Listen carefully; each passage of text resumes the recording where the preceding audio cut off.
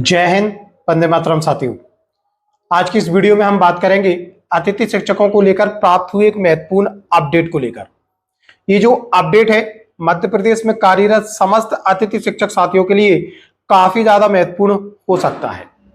साथियों, आप सभी को मालूम ही है वर्तमान में उच्च माध्यमिक शिक्षक नियोजन प्रक्रिया जारी है।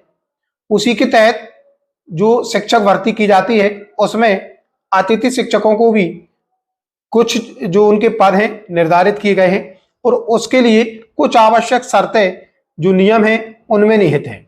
अब इसी बीच अतिथि शिक्षकों को लेकर एक महत्वपूर्ण अपडेट निकलकर सामने आया है।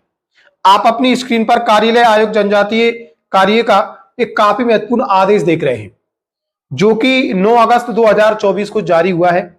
आदेश में आप देख सकते हैं उच्च माध्यमिक शिक्षक नियोजन 2024 चयनित आवेदकों के लिए संशोधित निर्देशिका, यानी कि अब शासकीय भर्ती में अतिथि शिक्षकों की नियुक्ति के लिए कुछ आंशिक संशोधन किया गया है। वो क्या संशोधन है, ये समस्त अतिथि शिक्षक साथियों के लिए जानना आवश्यक है। इसमें स्पष्ट किया गया है कार्यालयीन निर्देश का क्रमांक स्थापना भोपाल दिनांक 19/7/24 के बिंदु क्रमांक 9 की कंडिका 9.3 2.1 जिन अतिथि शिक्षकों ने जिस स्थान पर अतिथि शिक्षक के रूप में अध्यापन का कार्य किया है तथा उसी मुख्यालय से भिन्न स्थान से नियमित छात्र के रूप में उपाधि प्राप्त की है, तो इस अवधि को छोड़कर शेष अवधि में न्यूनतम 3 शैक्षिक सत्र एवं 200 दिवस शासकीय विद्यालयों में अध्यापन का कार्य किया गया है, तो अतिथि शिक्षक की अतिथि शिक्षक के रूप में अभ्यर्था मान्य की जाएगी। यानी कि आप अतिथि शिक्षक के रूप में कार्यरत हैं और आपने मुख्यालय को छोड़कर किसी अन्य जगह से नियमित रूप से कोई डिग्री हासिल की है, तो जिस अवधि में आपने वो डिग्री हासिल की है उस अवधि की आपकी अतिथि शिक्षक की जो अवधि है उसको जोड़ा नहीं जाएगा, उसके अतिरिक्त जोड़ा जाएगा जिसमें कि 3 शैक्षिक सत्र और 200 दिवस आपने कार्य किया हो। हालांकि ये कंडिका, ये जो कंडीशन, ये पहले से ही अतिथि शिक्षकों के लिए लागू होती है। अन्यथा की स्थिति में अभ्यर्था अमान्य की जाएगी।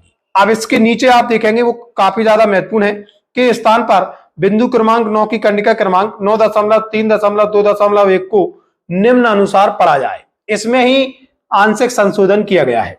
इसमें सबसे बड़ा बदलाव यहां पर यह किया गया है, आप देखेंगे जिन अतिथि शिक्षकों ने जिस स्थान पर अतिथि शिक्षक के रूप में अध्यापन का कार्य किया है तथा उसी मुख्यालय से भिन्न स्थान से नियमित छात्र के रूप में उपाधि प्राप्त की है, तो इस अवधि को छोड़कर शेष अवधि में न्यूनतम 3 शैक्षिक सत्र एवं 200 दिवस शासकीय विद्यालय में अध्यापन का कार्य किया गया है, तो अतिथि शिक्षक की अतिथि शिक्षक के रूप में अभ्यर्था मान्य की जाएगी। अन्यथा की स्थिति में अभ्यर्था अमान्य की जाएगी। सेम पॉइंट है जो ऊपर दिया गया था, लेकिन अंतिम लाइन इसकी देखेंगे आप, न्यूनतम 3 शैक्षिक सत्र में प्रत्येक सत्र में न्यूनतम 60 दिवस कार्य किया जाना अनिवार्य होगा। आपके लिए जो 3 शैक्षिक सत्र निर्धारित किए गए हैं उसमें प्रत्येक शैक्षिक सत्र में आपने कम से कम 60 दिवस काम किया हो। ऐसा नहीं होगा किसी शैक्षिक सत्र में आपने 40 दिन काम किया हो, किसी में 100 दिन काम किया हो, किसी में आपने 80 दिन काम किया हो, तो आपके 200 दिवस और 3 शैक्षिक सत्र मान लिए जाएंगे। ऐसा बिल्कुल भी नहीं है। अब जो नियम है उसमें आंशिक संशोधन कर दिया गया है। अब अतिथि शिक्षकों के लिए प्रत्येक शैक्षिक सत्र में कम से कम 60 दिवस कार्य करना अनिवार्य होगा। चूंकि ये निर्देश जनजातीय कार्य विभाग के हैं, लेकिन आने वाले समय में स्कूल शिक्षा विभाग में भी आपको इसी तरीके के नियम एवं निर्देश देखने को मिल सकते हैं।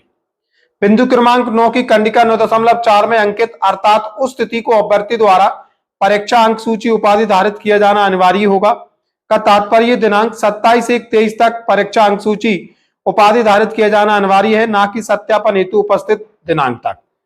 निर्देशिका के साथ संलग्न उच्च माध्यमिक शिक्षक नियोजन 2023 के सरल क्रमांक 2 के उत्तर में उल्लेखित दिनांक 31 मार्च 24 के स्थान पर 30 अप्रैल 24 ही पढ़ा जाए। ये कुछ आंशिक जो संशोधन है वो यहाँ पर देखने को मिले हैं। विशेष रूप से 3 शैक्षिक सत्र में 60 दिवस प्रत्येक शैक्षिक सत्र में जो अनिवार्यता है वो अतिथि शिक्षक साथियों के लिए एक बड़ा बदलाव हो सकता है। साथियों, क्या ये आपके लिए सही है? कमेंट सेशन में आप अपनी प्रतिक्रिया जरूर दें। आपकी प्रतिक्रियाओं के आधार पर आपकी बात रखने का प्रयास करेंगे और इस पर एक सेपरेट वीडियो लेकर आएंगे। तो साथियों, ये था आज का महत्वपूर्ण अपडेट जो कि अतिथि शिक्षकों को लेकर था। मिलेंगे जल्दी नए अपडेट एवं नए टॉपिक के साथ। तब तक के लिए जय हिंद, जय भारत मित्रों।